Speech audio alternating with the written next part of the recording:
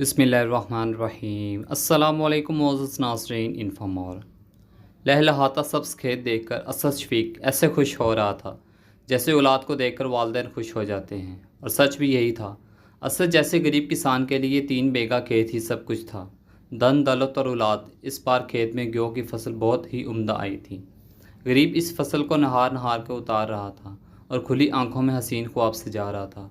असद सोच रहा था अब की बार इतने ज़्यादा गेहूँ निकलेंगे, सब बकाया कर्ज चुकाने के बाद भी खर्च और नफ़ा बहुत ज़्यादा बच जाएगा, सारी मुश्किलात दूर हो जाएंगी। साथ खड़ी असद की बीवी ज़ोहरा भी यही ख्वाब देख रही थी और मन ही मन में मुस्कराए जा रही थी। 2 साल से फसल कुछ ठीक नहीं हो रही थी, सर पर कर्ज भी था। पिछली बार तो ईद पर कपड़े भी मैसर नहीं हुए थे, लेकिन इस बार तो 2 जोड़े सिलवा लूँगी। ज़ोहरा की आंखों के सामने नए कपड़ों के जोड़े आ गए। खुशी से ज़ोहरा की आंखें चमकने लगीं। शाम को बाड़े में चावल चुनते हुए ज़ोहरा अपने कपड़ों वाली ख्वाहिश का जिक्र पड़ोस की हमीदा चाची से कर रही थी। चाची भी इसकी हाँ में हाँ मिलाते हुए उसकी दिलजोई कर रही थी और एक अच्छी पड़ोसन होने का फ़र्ज़ अदा कर रही थी। इन गरीबों के पास यही छोटी छोटी बातें होती हैं, खुश होने के लिए और इतराने के लिए। इसके सिवा रखा ही क्या होता है इन आसो उम्मीद के मारों के पास। सोहरा ने चाची से कहा, देखने चाची, इस बार दनक रंग वाली ओढ़नी ही लूँगी, कब से मन में बसी है।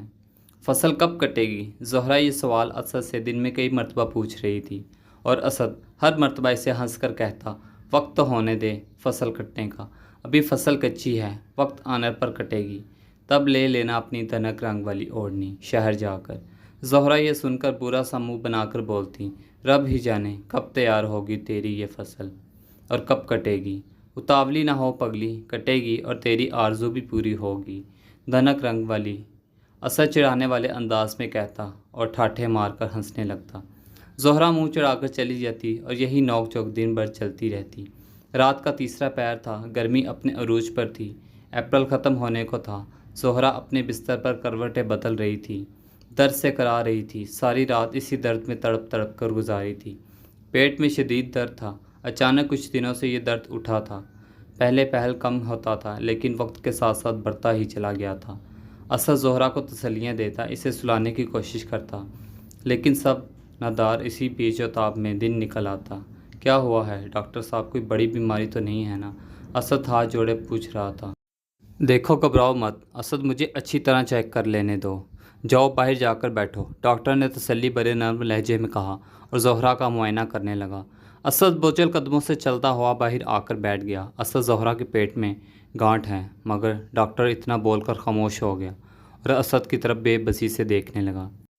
मगर क्या डॉक्टर साहब, इलाज तो मुमकिन है ना, कोई ख़तरा तो नहीं? इलाज तो मुमकिन है, मगर तुम्हें ज़हरा को लेकर शहर जाना होगा।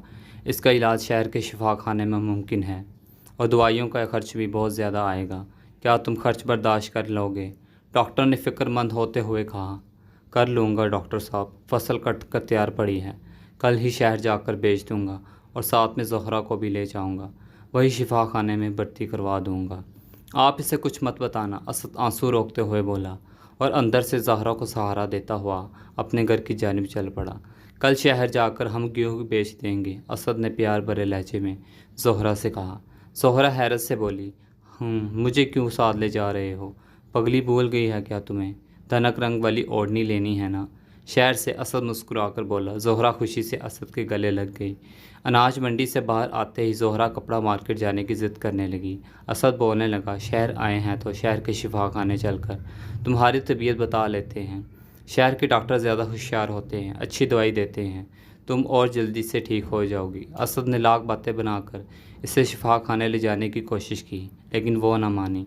इसकी आंखों में तो दनक रंग वाली ओढ़नी लहरा रही थी। वो दनक रंग वाली ओढ़नी बताना भाई, ज़ोहरा खुशी खुशी चखते हुए दुकानदार से बोली। हाँ यही, ये वाली ही चाहिए। क्या कीमत है इसकी? इतना बोलते बोलते ही ज़ोहरा चकरा कर गिर पड़ी। जनाब, हम आपकी बीवी को नहीं बचा पाए। असद डॉक्टर की बात सुनते ही सकते में आ गया। लेकिन कैसे डॉक्टर साहब, अभी तो ठीक थी, ख़रीदारी कर रही थी, ऐसा कैसे हो सकता है? असद पागलों की तरह डॉक्टर से पूछे जा रहा था।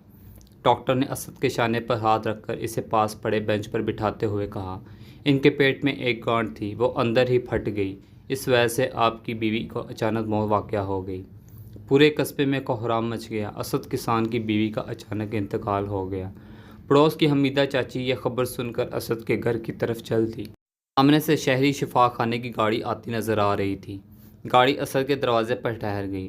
اسد گاڑی سے اپنی بیوی کی لاش اتار رہا تھا جو اسی تنگ رنگ والی اوڑھنی میں لپٹی ہوئی تھی۔ جیسے ہی اوڑھنی میں لپٹی میت پر حمیدہ چاچی کی نظر پڑی، انہیں لگا جیسے زہرا کی لاش اترا اترا کر کہہ رہی ہو، کیوں چاچی، آخر لے ہی آئی نا میں دنک رنگ والی اوڑھنی۔ تھینکس فار واچنگ انفو مور، ملتے ہیں نیکسٹ ویڈیو میں انشاءاللہ، تب تک کے لیے اللہ حافظ۔